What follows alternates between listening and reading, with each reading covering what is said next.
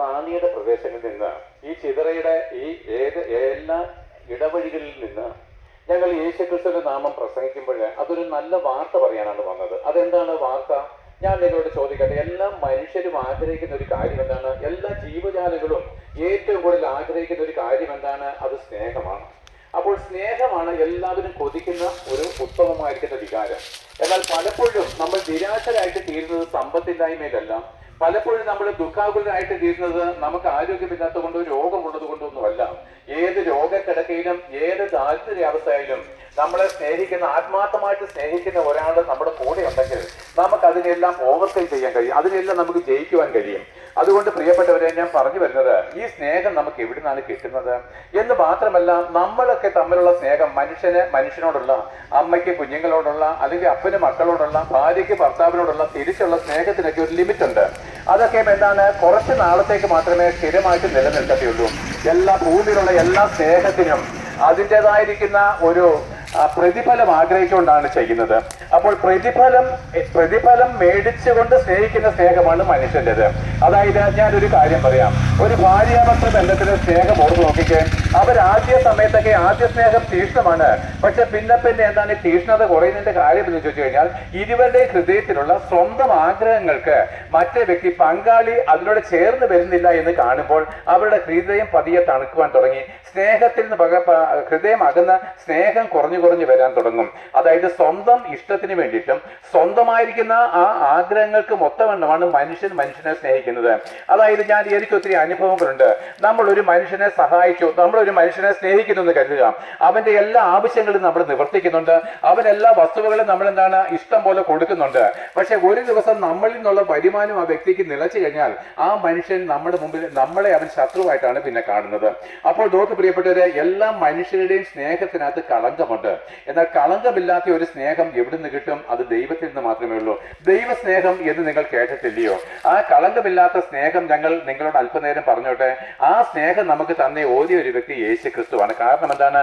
നാം പാപിയായിരിക്കുമ്പോൾ തന്നെ, നാം ദൈവത്തിന് ശത്രുവായിരിക്കുമ്പോൾ തന്നെ, നമ്മൾ നമ്മുടേതായിരിക്കുന്ന ഇഷ്ടത്തിനൊത്തവണ്ണം തോന്നിയ പോലെ ജീവിച്ചപ്പോൾ തന്നെ നമുക്ക് ഓരോരുത്തർക്കും പകരക്കാരനായിട്ട് അവൻ മരിച്ചു എങ്കിൽ അവന് നമ്മളോടുള്ള അഗാധമായിരിക്കുന്ന സ്നേഹം എത്ര വലുതാണ്.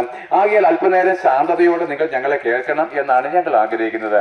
അപ്പോൾ ഇത്ര നല്ലവനും ഇത്രമാത്രം നമ്മളെ സഹായിക്കുന്നവനും നമ്മുടെ ആപത്തുകൾ നമ്മളെ രക്ഷിക്കുന്നവനും നമ്മുടെ തകർന്ന ഹൃദയത്തെ സമാധാനത്തിലേക്ക് കൊണ്ടുവരുന്നവനും ഇന്നലെ ഉള്ളവനും ഇന്നുള്ളവനും നാളെയും ഉള്ളവനുമായിരിക്കുന്ന എന്നേക്കും ജീവിക്കുന്ന ഈ യേശുക്രിസ്തുവിനെ നമ്മൾ അറിഞ്ഞാൽ എന്താ ഗുണമെന്നറിയാമോ? പ്രിയപ്പെട്ടവരെ, നമുക്ക് എല്ലാവർക്കും ഒരു മരണമുണ്ടല്ലോ. തീർച്ചയായിട്ടുമുണ്ട്. മരിക്കുമ്പോൾ നിങ്ങൾ എങ്ങോട്ടാണ് പോകുന്നത് എന്നുള്ളതിനെ പറ്റി നിങ്ങൾക്ക് ബോധം വന്നിട്ടുണ്ടോ? മരണസമയത്ത് നമ്മുടെ കരം പിടിക്കുവാൻ ആരെങ്കിലും ഉണ്ടോ? ഭാര്യയില്ല, ഭർത്താവില്ല, മക്കളില്ല, നമ്മുടെ രാഷ്ട്രീയ നേതാക്കന്മാർ ആരും വരത്തില്ല. അവൻ നമ്മുടെ കരങ്ങളിലേക്ക് തന്ന കൊടി നമ്മുടെ കൈ പിടിച്ച് ഒത്തിരി ജയ് പിടിച്ചിട്ടുണ്ട്. പക്ഷെ നിങ്ങളുടെ ദുഃഖവേളയിലോ നിങ്ങളുടെ മരണസമയത്തോ നിങ്ങളുടെ അടുക്കിലേക്ക് വരുവാൻ അവൻ ആരുമില്ല. എന്ന് മാത്രമല്ല, നമ്മൾ പല മതത്തിൽ ജീവിക്കുന്നവരാണ്. മത പുരോഹിതന്മാർ ആരും മരിക്കുന്ന സമയത്ത് നമ്മുടെ അടുക്കിലേക്ക് വരുവാനുമില്ല. എന്നാ പ്രിയപ്പെട്ടവരെ, യേശുക്രിസ്തു പറഞ്ഞു ഇന്നും നാളെയും മറ്റന്നാളും എന്ന് വെച്ച് കഴിഞ്ഞാൽ ലോകം ഉണ്ടാകുന്നതിന് മുമ്പും ലോകം ഉള്ളപ്പോഴും ലോകാവസാനത്തിന് ശേഷവും ഞാൻ നിന്നെ ഒരു നാളും തള്ളിക്കളയത്തില്ല, ഉപേക്ഷിക്കത്തുമില്ല. ഇത് അവന്റെ ഒരു വാഗ്ദത്തം പറയാം. ഒരമ്മ തന്റെ കുഞ്ഞിനെ ഉപേക്ഷിക്കുമോ? ഇല്ല. ഒരമ്മ താൻ പ്രസവിച്ച മകനെ മറന്നു കളയുമോ? അമ്മമാരുണ്ടല്ലോ കേൾക്കുന്നവർ, മറന്നു കളയുമില്ല. നിങ്ങളുടെ മകൻ ഒരു കൊലപാതകയായി തീർന്നാലും നിങ്ങൾക്ക് കണ്ണുനീരേ ഉള്ളൂ. ആ മകനെ മടക്കി കൊണ്ടുവരാനുള്ള ആഗ്രഹമുള്ളൂ. അപ്പോഴെന്താണ്? ഒരമ്മ താൻ പ്രസവിച്ച മകനെ മറന്നു കളയത്തില്ല. അങ്ങനെയാണെങ്കിൽ യേശുക്രിസ്തു പറയുന്നു, അവൾ മറന്നാലും അത് വളരെ പ്രയാസമുള്ള കാര്യമാണ്, എങ്കിലും അവൾ മറന്നു പോയാലും ഞാൻ നിന്നെ ഒരു നാളും തള്ളിക്കളയത്തില്ല, ഉപേക്ഷിക്കത്തില്ല. പ്രിയപ്പെട്ടവരെ, ഈ സ്നേഹത്തിന്റെ ദൂത്, ഗോഡ് ഇസ് ലവ്, ദൈവം സ്നേഹമാകുന്നുള്ള വചനം അല്പനേരം നിങ്ങളൊന്ന് കേൾക്കണം എന്നാണ് ദൈവവും ഞങ്ങളും ആഗ്രഹിക്കുന്നത്. കാരണം ദൈവം കൽപ്പിച്ചിട്ടാണ് ഞങ്ങൾ ഈ ചിതറ ദേശത്ത് വന്നത്. ആകയാൽ അല്പനേരം ശാന്തതയോടുകൂടി നിങ്ങൾ ഇത് കേട്ട് കഴിഞ്ഞാൽ ഒരുപക്ഷെ നിങ്ങളുടെ കലുഷിതമായിരിക്കുന്ന ഹൃദയത്തിന് ഒരു സ്വസ്ഥത വരുവാൻ കഴിയും. എന്റെ പേര് വിജയഗോപാൽ എന്നാണ്. ഞാനൊരു ഹിന്ദു മതത്തിൽ ജനിച്ചവനാണ്. ഇങ്ങനെയുള്ള ഉപദേശമാരെ, ഞങ്ങളെ ഉപദേശമാരെന്നാണ് പൊതുവെ പറയുന്നത്. ഇങ്ങനെയുള്ള ഉപദേശമാരെ പരിഹസിച്ച് നടന്നവനും അഹങ്കാരത്തോട് ജീവിച്ചവനുമാണ്. ജീവിതത്തിൽ സമാധാനവും സ്വസ്ഥതയും ഇല്ലാതെ ഞാൻ ആത്മഹത്യ ചെയ്യാൻ പോയ ഒരു രാത്രി. കാരണം എന്താണ് ആത്മഹത്യ ചെയ്യാൻ പോയത്? ആരും എന്നെ സ്നേഹിപ്പാനില്ല, ആരും എന്നെ കരുതാനില്ല, എന്റെ വേദനകളെ ചുമക്കുവാൻ ആരുമില്ല. നിരാശ കൊണ്ട് ഞാൻ ആത്മഹത്യ ചെയ്യാൻ തീരുമാനിച്ചു. പക്ഷെ ആ സന്ധ്യാസമയത്ത് ഞങ്ങളെ പോലൊരു ഉപദേശിയെ ദൈവം വിട്ടിട്ട് പറഞ്ഞു, ഭയപ്പെടേണ്ട, ഞാൻ നിന്നോട് കൂടി ഉണ്ടെന്ന് പറഞ്ഞു. ആ വചനം എന്നെ ധൈര്യപ്പെടുത്തുകയും സമാധാനത്തിലേക്ക് കൊണ്ടുവരികയും ചെയ്തു. പ്രിയപ്പെട്ടവരെ, ഈ യേശുക്രിസ്തുവിന്റെ ദൈവസ്നേഹം നിങ്ങൾ എല്ലാവരും കേട്ടിട്ടുണ്ട് ഗോഡ് ഈസ് ലവ്, ദൈവം സ്നേഹമാകുന്നു എന്നുള്ള വചനം. അതെന്താണ് അതിന്റെ അർത്ഥമെന്ന് നമുക്ക് പറയാം. നോക്കുവിന്, നമ്മൾ ഓരോരുത്തരും നമ്മുടെ ഈ ഭൂമിയിലെ ജീവിതത്തിൽ എന്നും ദുഃഖത്തിൽ കൂടി അല്ലയോ കടന്നു പോയിട്ടുള്ളത്. ഓർമ്മ വെച്ച നാൾ മുതൽ നമുക്ക് കണ്ണുനീരും വേദനയും മരണഭീതിയും മാത്രമേ ഉള്ളൂ. രോഗപീഠകൾ കൊണ്ട് നമ്മൾ വലയപ്പെട്ടു. നമ്മളിന്നാണ് സ്നേഹശൂന്യതയിൽ, നമ്മളിന്നാണ് നിരാശാമുഖമായിട്ട് എത്രയോ ദിവസങ്ങൾ കടന്നുപോയി. എത്രയോ ദിനരാത്രങ്ങൾ ജീവിതം മടുത്തു പോയിട്ടുണ്ട് പ്രിയപ്പെട്ടവരെ. എന്നാൽ എന്താണ് ഇതിന്റെ എല്ലാം വിഷയം എന്താണെന്ന് അറിയാമോ? ഇവിടൊക്കെ നമ്മൾ ആഗ്രഹിച്ച ഒരു നല്ല കാലം വരുമെന്ന് ആഗ്രഹിച്ചു. പക്ഷെ ഓരോ വർഷം കഴിയും തോറും നമ്മുടെ വേദന കൂടിയതേ ഉള്ളൂ. ഓരോ വർഷം കഴിയും തോറും നമ്മുടെ ദുഃഖം കൂടിപ്പോയതേ ഉള്ളൂ. എന്നാൽ പ്രിയപ്പെട്ടവരെ, ഇതിന്റെ എല്ലാം കാരണം ഞാൻ പറയാം. മനുഷ്യന്റെ ജീവിതത്തിലെ പാപം അത്രേ ഇതിനെല്ലാം വിഷയം. ആ പാപത്തിനൊരു പരിഹാരം വരുത്തുമ്പോൾ നമ്മുടെ ജീവിതത്തിൽ സന്തോഷവും സമാധാനവും ഉണ്ടാകും. അപ്പോൾ ഞാൻ ആ പാപമോചനം, നമ്മൾ മരിച്ചതിന് ശേഷം എങ്ങോട്ടാണ് പോകുന്നത് എന്നുള്ളതിനെ പറ്റി അറിവ് നിങ്ങളോട് അല്പനേരം സംസാരിക്കുമ്പോൾ മരണമുള്ള എല്ലാവരും ശാന്തതയോടെ കേൾക്കുക. നിങ്ങളോട് ദൈവത്തിന്റെ സ്നേഹം എന്തെന്ന് അറിയിപ്പാനായിട്ട് ദൈവമാണ് ഞങ്ങളെ വിട്ടത്. ദൈവം പലരുണ്ടോ? ഇല്ല. നമ്മൾ ദൈവം എന്നാണ് പറയുന്നത്. ദൈവങ്ങളല്ല, ഏക ദൈവമേ ഉള്ളൂ. ആകാശത്തെയും ഭൂമിയെ സൃഷ്ടിച്ചവനും നമുക്ക് ഭക്ഷണവും വായുവും വെള്ളവും നൽകി തരുന്നവനും ഈ സൂര്യന്റെ ചൂട് അനുഭവിക്കാൻ നമുക്ക് കൃപ നൽകി തന്നവനുമായിരിക്കുന്ന ഈ യേശുക്രിസ്തുവിനെ ശാന്തതയോടെ ഞാൻ പ്രസംഗിക്കുമ്പോൾ നിങ്ങളുടെ ആർദ്ര കരുണ നിങ്ങൾ തള്ളിക്കളയത്തില്ല എന്നാണ് ഞാൻ അറിയുന്നത്. ആകിയാൽ നോക്കൂ, നമുക്ക് യേശുക്രിസ്തു ആരാണെന്നൊന്ന് ചിന്തിച്ചാലോ. ഞങ്ങൾ 5-10 മിനിറ്റ് കൊണ്ട് പ്രസംഗിച്ചിട്ടങ്ങ് പോകും പ്രിയപ്പെട്ടവരെ. പക്ഷെ ഒരു പ്രശ്നമുണ്ട്. നമ്മളെല്ലാം മരിക്കത്തില്ല. ഞാനും മരിക്കും, നിങ്ങളും മരിക്കും എന്നാണെന്ന് അറിയത്തില്ല. പക്ഷെ മരിച്ചതിന് ശേഷം മരിച്ചവരെല്ലാം വീണ്ടും കണ്ടുമുട്ടുന്ന ഒരു ദിവസമുണ്ട്. ഇതേ രൂപത്തിൽ നമ്മൾ കല്ലറകളെ വിട്ട് ദഹിപ്പിച്ച ചാരത്തിൽ നിന്ന് ലോകാവസാന ദിവസം എഴുന്നേറ്റ് വരുന്ന ഒരു ദിവസമുണ്ട്. എന്നിട്ടൊരു ന്യായവിധിയുണ്ട്. നമ്മൾ ചെയ്ത എല്ലാ പാപത്തിനെയും പരസ്യപ്പെടുത്തി ശിക്ഷ വിധിക്കുന്ന ഒരു ദൈവം സ്വർഗസിംഹാസനത്തിലുണ്ട്. അവന്റെ മുമ്പിൽ നമ്മൾ നിഷ്കളങ്കരാക്കി നിർത്തേണ്ടതിന്, അവന്റെ മുമ്പിൽ നമ്മൾ നിഷ്കളങ്കരും ദൈവത്തിന്റെ മക്കളുമായിട്ട് തീർക്കേണ്ടതിനത്രേ ഞങ്ങൾ യേശുക്രിസ്തുവിനെ പ്രസംഗിക്കുന്നത്. അതുകൊണ്ട് മതത്തിന്റെയോ ജാതിയോടോ പേര് പറഞ്ഞ് നിങ്ങളുടെ മക്കളുടെ മേൽ വരുവാനിരിക്കുന്ന അനുഗ്രഹങ്ങളെ നിങ്ങൾ തള്ളിക്കളയില്ല. ഒരു മതത്തിന് നമ്മളെ സഹായിക്കാൻ കഴിയത്തില്ല. ഒരു രാഷ്ട്രീയ നേതാക്കന്മാർക്ക് നമ്മളെ സഹായിക്കാൻ കഴിയത്തില്ല. നമ്മളെ സഹായിക്കാൻ കഴിയുന്ന ഏക വ്യക്തി യേശുക്രിസ്തു മാത്രമായതുകൊണ്ട് നിന്റെ രക്ഷകനെ മതത്തിന്റെയും രാഷ്ട്രീയത്തിന്റെയും പേര് തള്ളിക്കളയാതെ, അപ്പന്മാരെ നിങ്ങളുടെ മക്കളെ സ്നേഹിക്കുന്നുവെങ്കിൽ, അമ്മമാരെ നിങ്ങളുടെ കുഞ്ഞുങ്ങളെ സ്നേഹിക്കുന്നുവെങ്കിൽ അല്പനേരം ഞങ്ങളെ കേട്ടുകൊള്ളുവിരുന്ന് ഞങ്ങൾ പ്രസംഗിക്കുന്നു. നോക്കും പ്രിയപ്പെട്ടവരെ, നമുക്കറിയാം യേശുക്രിസ്തു ആരാണ്. എല്ലാവരും അറിയുന്നു. 2000 വർഷങ്ങൾക്ക് മുമ്പ് യേശുക്രിസ്തു ക്രൂശിൽ മരിച്ചു. 2000 വർഷങ്ങൾക്ക് മുമ്പ് യേശുക്രിസ്തു ഭൂമിയുടെ മധ്യഭാഗമായിരിക്കുന്ന യെരുശലേമില് കാൽവറി ക്രൂശില് ഗോൽഗോഥ മലമുകളില് ആകാശത്തിനും ഭൂമിക്ക് മധ്യേ ദൈവത്തിനും മനുഷ്യർക്കും ഇടയിൽ നിന്നുകൊണ്ട് 2 കള്ളന്മാരുടെ മധ്യേ 3 ആണിമേൽ നട്ടുചൊവ്വയിൽ തൂങ്ങിക്കിടന്നുകൊണ്ട് മരിച്ചു. അവൻ നിലവിളിയോടുകൂടി തന്റെ പ്രാണനെ വിട്ടു. പക്ഷെ അവൻ അടക്കപ്പെട്ടുവെങ്കിലും 3-ാം ദിവസം അവൻ മരണത്തെ ജയിച്ച് ഉയർത്തെഴുന്നേറ്റു. ഇത് ഹിസ്റ്ററിയാണ്, ചരിത്രമാണ്, കെട്ടുകഥയല്ല. കാരണം ഇന്നത്താണ് AD 2025 ഫെബ്രുവരി മാസം 11 അല്ലെങ്കിൽ 12. അതിന്റെ അർത്ഥം എന്താണെന്ന് അറിയാമോ?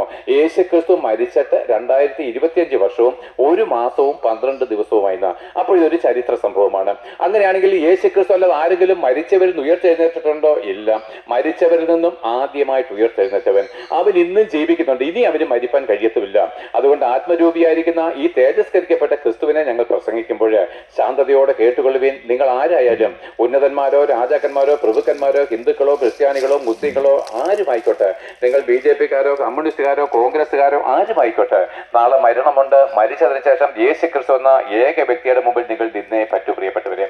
അതുകൊണ്ട് കർത്താവിന്റെ മുമ്പിൽ നിൽക്കുമ്പോൾ ഞാൻ നിന്നെ അറിഞ്ഞില്ല എന്നും നീ സത്യദൈവമാണെന്ന് ഞാൻ അംഗീകരിച്ചിട്ടില്ലെന്നും പറഞ്ഞ് നരകവിധിയിലേക്ക് പോകാതിരിപ്പാന് ഒരിക്കൽ മരിക്കുകയും പിന്നെ ന്യായവിധിയും ഉള്ളത് കൊണ്ട് ആ ക്രിസ്തുവിന്റെ ക്രൂശിലെ സ്നേഹം അറിയിക്കുന്നു. നമുക്ക് ദൈവം നമ്മളെ എങ്ങനെയാണ് സ്നേഹിച്ചത്? ദൈവം സ്നേഹമാകുന്നു എന്ന് നിങ്ങൾക്കറിയാം പ്രിയപ്പെട്ടവരെ. ദൈവം നമ്മളെ സ്നേഹിച്ചത്, നിങ്ങൾ തെറ്റ് ചെയ്തു, നിങ്ങളെ മരണശിക്ഷയ്ക്ക് വിധിച്ചു. മരണശിക്ഷയ്ക്ക് വിധിച്ചു കഴിഞ്ഞാൽ എന്താണ്? രക്ഷിക്കാൻ ആരുമില്ല.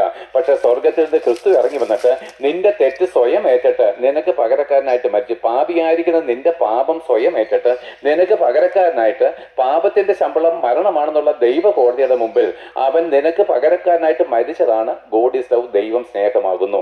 അതായത് നമ്മൾ മരിക്കേണ്ടതിന് പകരം പാപമില്ലാത്ത ദൈവപുത്രൻ നമുക്ക് പകരക്കാരനായിട്ട് മരിച്ചു. ഇത് നമ്മുടെ ബുദ്ധിക്ക് അപ്പുറമാണ് പ്രിയപ്പെട്ടവരെ. പക്ഷെ ഇത് വിശ്വാസത്താൽ ഞങ്ങൾ അറിയുമ്പോൾ ഞങ്ങളുടെ ഹൃദയം സന്തോഷം കൊണ്ട് നിറയുകയാണ്. നിങ്ങളോടുള്ള ആർദ്ര കരുണയിൽ ഞങ്ങളുടെ ഉള്ളം നിറഞ്ഞു പോവുകയാണ്. നിങ്ങൾ പലരും ഇന്നലെ രാത്രിയും കണ്ണുനീരോടെ പല കാര്യങ്ങളും നിരാശയോടെ കഴിഞ്ഞില്ലയോ? എല്ലാത്തിന്റെ ഉത്തരം ക്രിസ്തുവിലുണ്ട്. എന്നാൽ യേശുക്രിസ്തു ഇങ്ങനെ മരിക്കേണ്ടി വന്നതിന്റെ ചരിത്രവും ഈ ഭൂമിയിൽ നമ്മൾ അനേക ജാതി മതസ്ഥരായിട്ട് ദൈവമല്ലാത്തതിനെ ആരാധിച്ച് ഓരോ ദിവസവും പാപം ചെയ്ത് അവസാനം എങ്ങോട്ടാണ് മരിച്ചിട്ട് പോകുന്നത് തിരിച്ചറിയാതെ നരകവിധിയിലേക്ക് ഒടുങ്ങിപ്പോകുമ്പോൾ പ്രിയപ്പെട്ട അതിന്റെ ഒരു ചരിത്രമുണ്ട്. എന്താണെന്നറിയാമോ? ഈ ഭൂമിയിൽ മനുഷ്യവർഗം ഉണ്ടായിട്ട് 6000 വർഷത്തെ ചരിത്രമേ ഉള്ളൂ. 6000 വർഷത്തെ ചരിത്രം മാത്രമേ ഭൂമിയിൽ മനുഷ്യനുള്ളൂ. 6000 വർഷങ്ങൾക്ക് മുമ്പ് മനുഷ്യൻ എങ്ങനെ ഉണ്ടായത്? ഇവിടെ PhD നേടിയവരുണ്ട്, നല്ല ഡിഗ്രിക്കാരുണ്ട്, ഇല്ല ഒത്തിരി എല്ലാവരും വിദ്യാസമ്പന്നരായിരിക്കുന്ന കുഞ്ഞുങ്ങളാണ് എന്നെ കേൾക്കുന്നവരൊക്കെയും. പക്ഷേ മനുഷ്യൻ എങ്ങനെ ഉണ്ടായത്? കുരങ്ങ് രൂപാന്തരം ചെയ്താണെന്ന് ശാസ്ത്രം പറയുന്നു. തെളിവൊന്നുമില്ല. പക്ഷെ കുരങ്ങ് രൂപാന്തരം ചെയ്താൽ മനുഷ്യനാകുമോ പ്രിയപ്പെട്ടവരെ? അങ്ങനെയാണെങ്കിൽ നമുക്ക് കുട്ടികളില്ലാത്ത ഒരു ദമ്പതിക്ക് ഒരു കുരങ്ങനെ മേടിച്ച് ഒരു 10-20 വർഷം വളർത്തി അതൊരു പ്രായമായി കഴിയുമ്പോൾ മനുഷ്യനാകുമ്പോൾ അങ്ങനെ ഒരു മനുഷ്യ കുഞ്ഞിനെ നമുക്ക് കിട്ടത്തില്ലയോ പ്രിയപ്പെട്ടവരെ? അല്പമേലും ചിന്തിക്കണം. കുരങ്ങ് രൂപാന്തരം ചെയ്താൽ മനുഷ്യനാകത്തില്ല. 500 വർഷം മുമ്പുള്ള കുരങ്ങിന് ഇന്നും അന്നും ഒരേ ബുദ്ധിയാണ്. മനുഷ്യൻ അന്നും ഇന്നും എന്താണ്? ബുദ്ധിക്ക് വികാസം വന്നുവെങ്കിലും അത് ചിന്തകൾക്കുള്ള വികസിപ്പിച്ച സ്വഭാവം ഒന്ന് തന്നെയാണ്. അതുകൊണ്ട് കുരങ്ങ് രൂപാന്തരം ചെയ്തല്ല. പിന്നെ എങ്ങനെ മനുഷ്യരുണ്ടായത് ഞാൻ പറഞ്ഞുതരാം. ഈ ആകാശവും ഭൂമിയും ഒരു നാൾ ഇവിടെ ഉണ്ടായിരുന്നില്ല. എത്ര മനോഹരമായിരിക്കുന്ന ഒരു താഴ്വാരമാണ് ഞങ്ങൾ കാണുന്നത്. ഇതൊന്നും ഒരു കാലത്ത് ഇവിടെ ഉണ്ടായിരുന്നില്ല. സൂര്യനില്ല, ചന്ദ്രനില്ല, നക്ഷത്രങ്ങളില്ല, ഒന്നും ഉണ്ടായിരുന്നില്ല. എന്നാൽ നോക്കുവിന് അനാദി കാലത്തിൽ ദൈവം കൽപ്പിച്ചു, ഉണ്ടായി വരട്ടെ എന്ന് കൽപ്പിച്ചു. ആകാശവും ഭൂമിയും ഉണ്ടായി വരട്ടെ എന്ന് കൽപ്പിച്ചപ്പോൾ ഉണ്ടായി വന്ന പ്രിയപ്പെട്ടത് അതാണ് ദൈവം. അതാണ് ദൈവത്തിന്റെ മഹത്വവും അവന്റെ അധികാരവും. അതാണ് അവന്റെ ഹൃദയത്തിലുള്ള എല്ലാ രൂപഭാവങ്ങളും അതുപോലെ ഉണ്ടായി വന്നു.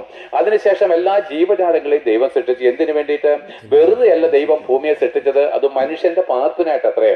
അങ്ങനെ ദൈവം ആകാശവും ഭൂമിയും സകല ജീവജാലങ്ങളിൽ ഉണ്ടായി വരട്ടെ എന്ന് കൽപ്പിച്ചു. നോക്ക്, ഞാൻ നിങ്ങൾക്ക് രസകരമായിരിക്കുന്ന ഒരു കഥ പറയാം. നിങ്ങൾ കുഞ്ഞുങ്ങൾക്ക് ചിരി വരും. ഞങ്ങൾക്ക് പണ്ട് ചിരി വരുമായിരുന്നു. 6ാം ക്ലാസ്സിൽ പഠിച്ചപ്പോൾ ഞങ്ങൾ കുഞ്ഞുങ്ങളുമായിട്ട് വഴക്കുണ്ടാക്കുന്നു കൂട്ടുകാരോട്. ഒരുത്തൻ ചോദിച്ചാൽ തെങ്ങാണോ തേങ്ങയാണോ ആദ്യം ഉണ്ടായത്? അപ്പോൾ ഞങ്ങൾ ഒരു ബിരുദം പറഞ്ഞാൽ തെങ്ങാണ് ആദ്യം ഉണ്ടായത്, കാരണം തെങ്ങില്ലാതെ തേങ്ങ ഉണ്ടാകത്തില്ലല്ലോ. അപ്പൊ മറ്റവൻ ഇച്ചിലൂടെ ബുദ്ധി കൂടെ ഞാൻ പറഞ്ഞാ മണ്ട, തേങ്ങ ഇല്ലാതെ എവിടുന്ന തെങ്ങുണ്ടായി നിനക്കൊന്ന് പറഞ്ഞു തരാമെന്ന് ചോദിച്ചു. അപ്പൊ മറ്റവൻ പരാജയപ്പെട്ടു. അപ്പൊ തെങ്ങാണോ തേങ്ങയാണോ ഉണ്ടായതെന്ന് ആർക്കും അറിയത്തില്ല. പക്ഷെ ബൈബിളിനകത്ത് വ്യക്തമായിട്ട് എഴുതി വെച്ചിരിക്കുന്നു, അതാത് ഫലത്തോടു കൂടിയ വൃക്ഷങ്ങൾ ഉണ്ടായി വരട്ടെ എന്ന് കൽപ്പിച്ചു, ഉണ്ടായി വന്നു. അതായത് തേങ്ങയോട് കൂടിയ ഒരു തെങ്ങിനെ ദൈവം സൃഷ്ടിച്ചു. ആ തെങ്ങിൽ നിന്ന് വീണ തേങ്ങ വീണ് ഈ ലോകം മുഴുവൻ തെങ്ങുണ്ടായതുപോലെ പ്രിയപ്പെട്ടവരെ 6000 വർഷങ്ങൾക്ക് മുമ്പ് ദൈവം തന്റെ അതേ രൂപത്തിലും സാദൃശ്യത്തിലും മണ്ണ് കൊണ്ടൊരു മനുഷ്യന്റെ പ്രതിമയുണ്ടാക്കി അതിൽ ജീവശ്വാസം ഊതി അവനെ ജീവനുള്ള മനുഷ്യനാക്കി നിർത്തി. ഒരേ ഒരു പുരുഷനെ മാത്രമേ ദൈവം സൃഷ്ടിച്ചിട്ടുള്ളൂ. നമ്മളെ ആരെയും ദൈവം സൃഷ്ടിച്ചിട്ടില്ല. ആ മനുഷ്യരിൽ നിന്ന് തന്നെ ഭാര്യയെ കൊടുത്തു സന്താന പുരുഷന്മാരായിട്ട് ഭൂമി നിറയുവാൻ. അവർ ദൈവത്തിന്റെ മക്കളും വിശുദ്ധരുമായിരുന്നുവെങ്കിലും അവർ പാപം ചെയ്ത് ദൈവത്തിന്റെ പിതൃത്വത്തെ തള്ളി അവർ ഇരുട്ടിന്റെ അധികാരിയായിരുന്ന സാത്താനെ അപ്പനായിട്ട് സ്വീകരിച്ച് അവർ ദൈവത്തിന്റെ മക്കളും വിശുദ്ധരുമെന്നുള്ള പദവിയിൽ മരിച്ച് അവർ സാത്താന്റെ സന്തതിയും പാപിയുമായിട്ട് നരകവിധിക്ക് മരണത്തിന് യോഗ്യരായിട്ട് തീർന്നു. ആ പാപിയായിരിക്കുന്ന സാത്താന്റെ സന്തതിയായിരിക്കുന്ന ആ ദൈവത്തിന്റെ ശത്രുവായിരിക്കുന്ന നരകവിധിക്ക് യോഗ്യനായിരിക്കുന്ന ആ ഏക പുരുഷന്റെ രക്തത്തിൽ നിന്നാണ് പ്രിയപ്പെട്ടവരെ നമ്മളെല്ലാവരും ജനിച്ചത്. ദൈവം ഒരു പുരുഷനെയും സ്ത്രീയെയും മാത്രം സൃഷ്ടിച്ചപ്പോൾ അവരിൽ നിന്നുണ്ടായ നമ്മളെല്ലാവരും പാപത്തിന്റെ മക്കളായിട്ട് പാപം ചെയ്തുകൊണ്ട് ലോകത്തിൽ നരകാഗ്നിയിലേക്ക് ഒടുങ്ങിപ്പോകുമ്പോൾ ലോകാവസാനമായിരിക്കുന്ന ഈ സമയത്ത് ഒരപ്പന്റെ ഹൃദയമുള്ള ദൈവം നമ്മളാരും നശിച്ചു പോകാതിരിക്കേണ്ടതിന് നിങ്ങളുടെ ഒരു കുഞ്ഞൊരു തെറ്റ് ചെയ്താൽ നിങ്ങൾ അവനെ പോലീസിനെ കൊണ്ട് ഏൽപ്പിക്കത്തൊന്നുമില്ല. എന്റെ കുഞ്ഞി തെറ്റ് ചെയ്ത് അവനെ തൂക്കിക്കൊല്ലണമെന്ന് നിങ്ങൾ ജഡ്ജിയോട് പോയി പറയത്തുമില്ല. അവൻ വധശിക്ഷയ്ക്ക് യോഗ്യമായിരിക്കുന്ന കൊലക്കുറ്റം ചെയ്താൽ പോലും നിങ്ങൾ നല്ല ഒരു വക്കീലിനെ വെച്ച് ഉള്ള സ്വത്ത് വിറ്റ് ആണെങ്കിലും അതിനുള്ള പ്രതിഫലം കൊടുത്ത് അവനെ കൊലക്കയിൽ നിന്ന് രക്ഷിക്കുമെങ്കിൽ അത് നിന്റെ സ്വന്തം കുഞ്ഞാണെങ്കിൽ അത് അപ്പന്റെ സ്നേഹമാണ്. പ്രിയപ്പെട്ടവരെ, ദൈവത്തിന് അപ്പന്റെ സ്നേഹമാണ്, ദൈവം പിതാവാണ്. അവൻ എന്ത് ചെയ്തെന്നറിയാമോ? നമ്മൾ നമ്മുടെ പാപത്തിൽ മരിച്ച് നരകാഗ്നിയിലേക്ക് ഒടുങ്ങിപ്പോകാതിരിക്കേണ്ടതിന്, നമ്മുടെ പാപം പോക്കി നമ്മളെ ശുദ്ധീകരിക്കേണ്ടതിന്, ദൈവത്തിന്റെ മക്കളായിട്ട് വീണ്ടും നമ്മളെ തീർക്കേണ്ടതിന്, മറിച്ചു കൊണ്ടുവരേണ്ടതിന് ലോകാവസാനത്തെങ്കിൽ തന്റെ ഏകജാതനായ പുത്രനായിരിക്കുന്ന ക്രിസ്തുവിനെ ഈ താണ ലോകത്തിലേക്ക് ഒരു മനുഷ്യനായിട്ട് അയച്ചു. 6000 വർഷങ്ങൾക്ക് മുമ്പ് ദൈവത്താൽ സൃഷ്ടിക്കപ്പെട്ട ആദമെന്ന് പറഞ്ഞ ഏക വ്യക്തിയാൽ ചെയ്ത പാപത്താല് ഈ സർവ്വഭൂമിയും പാപത്താൽ നരകത്തിലേക്ക് പോയപ്പോഴ് ലോകാവസാനത്തെങ്കിൽ സ്വർഗം വിട്ട് ഇറങ്ങി വന്ന ഈ യേശു ക്രിസ്തുവിൽ വിശ്വസിക്കുന്ന ഏവർക്കും പാപമോചനം കൊടുപ്പാൻ ദൈവത്തിന് പ്രസാദം തോന്നി. ഈ ക്രിസ്തുവിനാൽ അത്ര ലോകം സൃഷ്ടിക്കപ്പെട്ടത്. അവനെ പറ്റി വചനം എഴുതുന്നു, ആദിയിൽ വചനമുണ്ടായിരുന്നു, വചനം ദൈവത്തോടു കൂടിയായിരുന്നു, വചനം ദൈവമായിരുന്നു. അവൻ ആദിയിൽ ദൈവത്തോടു കൂടിയായിരുന്നു, സകലവും അവൻ മുഖാന്തരം ഉളവായതൊന്നും അവനെ കൂടാതെ ഉളവായതല്ല. അങ്ങനെ ആകാശത്തെയും ഭൂമിയെ സൃഷ്ടിച്ച ദൈവപുത്രനായിരിക്കുന്ന ക്രിസ്തു അവൻ യേശു എന്നൊരു മനുഷ്യനായിട്ട് താണ ഭൂമിയിലേക്ക് ഇറങ്ങി വരികയും, നോക്ക് പ്രിയപ്പെട്ടവരെ, പാപത്തിന്റെ ശമ്പളം മരണമാണെന്നുള്ള ദൈവകോടതിയുടെ മുമ്പിൽ അവർ നമുക്ക് വേണ്ടി നമ്മുടെ പാപങ്ങളെ സ്വയം ചുമന്നിട്ട് നമുക്ക് ഓരോരുത്തർക്കും പകരക്കാരനായിട്ട് മരിച്ചു. ഇതാണ് ഗോഡ് ഈസ് ലവ്, ദൈവം സ്നേഹമാകുന്നു. അങ്ങനെ അവൻ 30 വർഷക്കാലം അവനെ പ്രസവിച്ച മറിയയ്ക്കും അവന്റെ വളർത്തപ്പനായിരിക്കുന്ന യോസഫിനും കീഴടങ്ങി. അവൻ അതിനുശേഷം പാലസ്തീന്റെ തെരുവിലേക്ക് ഇറങ്ങി. കാലം തികഞ്ഞു, ദൈവരാജ്യം സമീപിച്ചിരിക്കാൻ മാനസാന്തരപ്പെടുവാൻ പ്രസംഗിച്ചു. അതിനുശേഷം എന്താണ്? ആകാശവും ഭൂമിയും ഉണ്ടാകുന്നതിന് മുമ്പ് തന്നെ, മനുഷ്യനെ സൃഷ്ടിക്കുന്നതിന് മുമ്പ് തന്നെ സർവജ്ഞാനിയായിരിക്കുന്ന ദൈവം ആരംഭം പോലെ അവസാനവും അറിയുന്നവൻ മനുഷ്യൻ പാപം ചെയ്യുമെന്നും അവനെ പാപത്തിൽ നിന്ന് വീണ്ടെടുക്കാൻ തന്റെ പുത്രന്റെ രക്തത്തിന് മാത്രമേ അധികാരമുള്ളൂ എന്നും അറിഞ്ഞ് അവനെ ക്രൂശിൽ മരിക്കണമെന്നുള്ള ഉദ്ദേശത്തോടു കൂടി ലോകത്തിലേക്ക് അയക്കുമ്പോൾ, ആ സമയമായപ്പോൾ അവൻ തന്നെത്താനെ ദൈവം അവന് കൊടുത്ത ശരീരത്തെ ദൈവത്തിന്റെ ഇഷ്ടത്തിന് വേണ്ടി സമർപ്പിക്കുകയും ആ ഇഷ്ടം ഹേതുവായിട്ട് പിതാവായിരിക്കുന്ന ദൈവം അവനെ ക്രൂശിലേക്ക് അയക്കുകയും ചെയ്തു. അവനെ തകർത്ത് കളയുവാൻ ദൈവത്തിന് നമ്മളോട് സ്നേഹം തോന്നി. നമുക്ക് ഇവിടെ പാപിയായിരിക്കുന്ന പുഴുക്കളായിരിക്കുന്ന നമ്മളോടുള്ള സ്നേഹം നിമിത്തം ദൈവം തന്റെ ഏകജാതനായ പുത്രനെ യാഗം കഴിച്ചത്. എന്തോ ഒരു സ്നേഹമാണിത്! ഇത് ഞങ്ങൾ പ്രസംഗിച്ചില്ലെങ്കിൽ കുറ്റക്കാരാ പ്രിയപ്പെട്ടവരെ. അത് വിശ്വസിക്കുകയോ അനുസരിക്കുകയോ തള്ളിക്കളയൊക്കെ നിങ്ങളുടെ ഇഷ്ടമാണ്. പക്ഷെ എല്ലാവരും ഇത് കേൾക്കണം. കാരണം എല്ലാവർക്കും വേണ്ടിയാണ് ക്രിസ്തു മരിച്ചത്. ഇന്ന് 850 കോടി ജനങ്ങളുണ്ടെങ്കിൽ 850 കോടി ജനങ്ങൾക്ക് വേണ്ടി ക്രിസ്തു മരിച്ചതുകൊണ്ട്. പക്ഷെ ഇവരൊന്നും അറിയുന്നില്ല നമ്മുടെ പാപത്തിന്റെ കടച്ചേറ്റ് കീറിയ കാര്യം. അത് ഞങ്ങൾ അറിയിക്കുകയാണ്.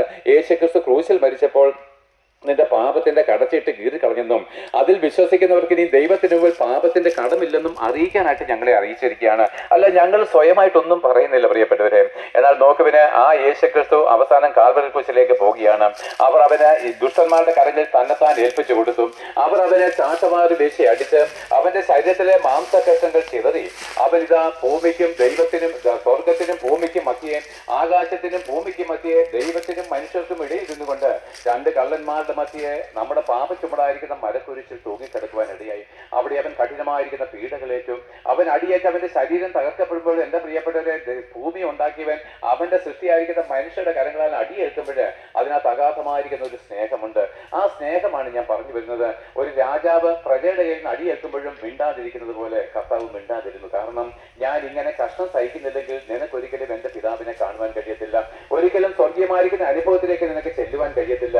അതുകൊണ്ട് നിന്റെ പാപമോചനത്തിന് വേണ്ടി നിന്റെ പാപത്തിന്റെ ശിക്ഷ ഞാൻ ഏൽക്കുകയാണ്. അങ്ങനെ അടിയേറ്റ് തകർക്കപ്പെട്ടവനാണ് നമ്മുടെ പാപ ചുമടായിരിക്കുന്ന കാൽവരി ക്രൂശിൽ തൂങ്ങിക്കിടക്കുന്നത്.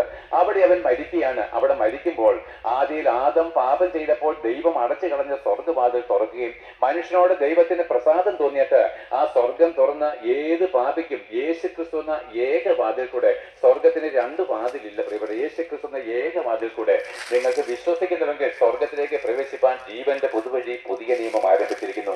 അതുകൊണ്ട് എന്താണ്? ഇനി യാഗമില്ല, കർമ്മമില്ല, ആചാരങ്ങളില്ല, ബലികളില്ല, വഴിപാടുകളില്ല, തീർത്ഥാടനങ്ങളില്ല, നൊയമ്പുകളില്ല. ഇതെല്ലാം ചെയ്യുന്നവരെല്ലാം ദൈവത്തിന് മുമ്പിൽ കുറ്റക്കാരാണ്. കാരണം ദൈവം നമുക്ക് വേണ്ടി സകലതും നൽകി തന്നിട്ടും ഇപ്പോഴും നമ്മൾ അതിനെ അംഗീകരിക്കാത്തത് കൊണ്ടാണ് ഇങ്ങനെയുള്ള അനുഭവത്തിലേക്ക് പോകുന്നത്. പക്ഷെ രാഹുകാലത്തിൽ നിന്ന് പോലും രക്ഷിക്കാൻ നമ്മുടെ മതത്തിന് കഴിഞ്ഞിട്ടില്ല. പാപത്തിൽ നിന്ന് രക്ഷിപ്പാൻ നമ്മുടെ മതത്തിന് കഴിഞ്ഞിട്ടില്ല. നിന്റെ ഹൃദയത്തിന് ആശ്വാസം നൽകി തരാൻ ഒരു നേതാവിനും കഴിഞ്ഞിട്ടുമില്ല. എന്നാൽ കർത്താവ് പറഞ്ഞു, നിന്റെ ഹൃദയം കലങ്ങി പോകരുത്, എന്നിൽ വിശ്വസിപ്പീൻ, ദൈവത്തിലും വിശ്വസിപ്പീൻ. ആ യേശുക്രിസ്തു കാൽവരി ക്രൂശിൽ മരിക്കുമ്പോൾ പൗരോഹിത്യ ശുശ്രൂഷകളെ സമ്പൂർണ്ണമായിട്ടും ലോകത്തിൽ നിന്ന് മായ്ച്ചു കളഞ്ഞു. അവൻ ക്രൂശിൽ മരിക്കുമ്പോൾ ഭൂമിയുടെ അധികാരിയായിരുന്ന സാത്താനെ അധികാരത്തിന്റെ മാറ്റി കളഞ്ഞിട്ട് അവന്റെ അധികാരങ്ങളെ തകർത്ത് കളഞ്ഞുകൊണ്ട് അവന്റെ കയ്യിൽ നിന്ന് മരണത്തിന്റെയും പാതാളത്തിന്റെയും താക്കോൽ യേശുക്രിസ്തു തിരികെ വാങ്ങി. അതേ പ്രിയപ്പെട്ടവരെ, ആ യേശുക്രിസ്തു സാത്താന്റെ മേൽ ജയോത്സവം കൊണ്ടാടിയിരിക്കുന്നു. എന്നാൽ ആ യേശുക്രിസ്തു അടക്കപ്പെട്ടു. ദൈവമോ മരണപാശങ്ങളെ അഴിച്ചിട്ട് അവനെ 3-ാം ദിവസം ഉയർത്തെഴുന്നേൽപ്പിച്ചത് വഴി എന്റെ പ്രിയപ്പെട്ടവരെ, നിങ്ങൾ വിശ്വസിച്ചാലും ഇല്ലേലും യേശുക്രിസ്തു മടങ്ങി വരുവാനുള്ള സമയമായിരിക്കും. നോക്കിപ്പോ സൂര്യൻ കത്തിജ്വലിക്കുകയാണ്. ഞാനൊരു അന്ധനാണെന്ന് വിചാരിക്കുക. ഞാൻ പറയാം, സൂര്യൻ എന്ന് പറഞ്ഞൊരു സാധനമേ ഇല്ല. ആ സൂര്യൻ എന്ന് പറഞ്ഞൊരു സാധനമല്ല. നിങ്ങൾ വെറുതെ കള്ളം പറയാന്ന് പറഞ്ഞാൽ നിങ്ങൾ ചിരിക്കത്തില്ലയോ? അവണ്ണമാണ് പ്രിയപ്പെട്ടവരെ ഞങ്ങൾ യേശുക്രിസ്തുവിനെ മടങ്ങി വരുവിനെ പറ്റി പറയുന്നത്. അവൻ മടങ്ങി വരും പ്രിയപ്പെട്ടവരെ. അവൻ ഭൂമിയുടെ ഏകാധിപതിയായിട്ട്, സർവ്വ സൈന്യാധിപനായിട്ട് ഈ ഭൂമിയിലെ സകല ജാതികളെയും വാഴുവാനുള്ള അധികാരത്തോടെ മടങ്ങി വരുമ്പോൾ നിങ്ങൾക്ക് അവന്റെ മുമ്പിൽ നിൽപ്പാൻ യോഗ്യത വേണമെങ്കിൽ നിങ്ങൾ മാനസാന്തരപ്പെട്ട് യേശുക്രിസ്തുവിലേക്ക് തിരിയണമെന്ന് ദൈവം കൽപ്പിക്കും. നിങ്ങളെന്ന് വെച്ച് കഴിഞ്ഞാൽ എല്ലാ ജാതി മതത്തിലും, പള്ളിയിലച്ഛനായാലും ശരി, പള്ളിയിലെ തിരുമേനിയായാലും ശരി, ക്രിസ്ത്യാനിയായാലും ശരി, ഹിന്ദു ആയാലും ശരി, മുസ്ലിം ആയാലും ശരി, മാനസാന്തരപ്പെട്ട് മരണമുള്ള എല്ലാവരും മാനസാന്തരപ്പെട്ട് യേശുക്രിസ്തുവിലേക്ക് തിരിഞ്ഞാൽ അവന്റെ രക്തം സകല പാപവും പോക്കി നമ്മളെ ശുദ്ധീകരിക്കും. ആ രക്തത്തിന് മാത്രമേ നമ്മുടെ പാപങ്ങളെ പോക്കി നമ്മളെ ശുദ്ധീകരിക്കാൻ കഴിയത്തുള്ളൂ. നമുക്ക് പ്രിയപ്പെട്ടവരെ, അവന്റെ മടങ്ങിവരവ് ഏറ്റവും ആസന്നമാണ്. ഈ ലോകത്തിന്റെ കാലഗതികളെ കണ്ടു കഴിഞ്ഞാൽ യേശുക്രിസ്തുവിന്റെ വരവ് ഏറ്റവും ആസന്നമാണ്. ലോകം മുഴുവനും കഷ്ടങ്ങൾ കൊണ്ട് നിറയാൻ പോവുകയാണ്. ലോകം മുഴുവൻ ദുരന്തങ്ങൾ കൊണ്ട് തീർക്കാൻ പോവുകയാണ് പ്രിയപ്പെട്ടവരെ. കൊലപാതകങ്ങളുടെയും മൃഗങ്ങളുടെയും ആപത്തുകളും ഭൂമി അങ്ങുമെങ്ങും നിറഞ്ഞു കാണാൻ പോകുകയാണ്. അവിടെ നിങ്ങൾക്ക് ഒരു സമാധാനം വേണമെങ്കിൽ എൻ്റെ സമാധാനം ഞാൻ നിങ്ങൾക്ക് നൽകി തന്നിരിക്കുന്നു. അധ്വാനിക്കുന്നവരും ഭാരം ചുമക്കുന്നവരുമായിട്ടുള്ള നിങ്ങൾ എൻ്റെ അടുക്കൽ വരും, ഞാൻ നിങ്ങളെ ആശ്വസിപ്പിക്കാം. ആ കർത്താവിന്റെ മാർവിടത്തിലല്ലാതെ ഒരു ആശ്വാസം കണ്ടെത്തുവാൻ ലോകത്തിൽ ആർക്കും കഴിയാത്തവണ്ണം ലോകം ഭയങ്കരമായിരിക്കുന്ന അനുഭവത്തിലേക്ക് നീങ്ങാൻ പോകുകയാണ്.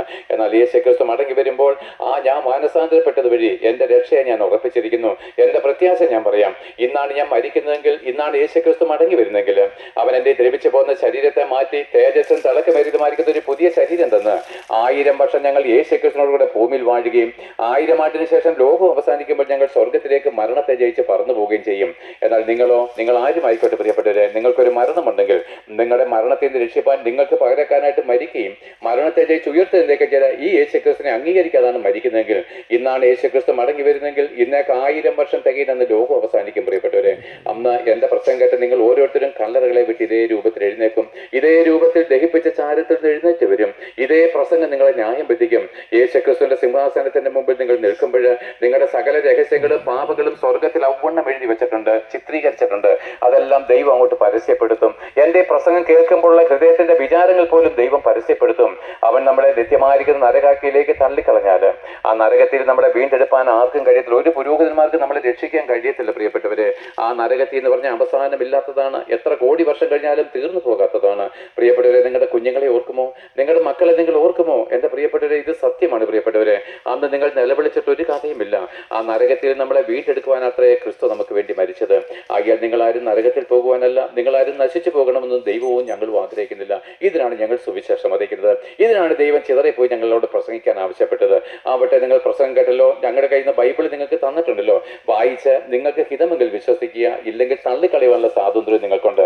പക്ഷേ യേശുക്രിസ്തു വരുവാനുള്ളതും വരും, താമസിക്കുകയുമില്ല. ഈ വചനത്താൽ ദൈവം നിങ്ങളെ അനുഗ്രഹിക്കുമാറാകട്ടെ.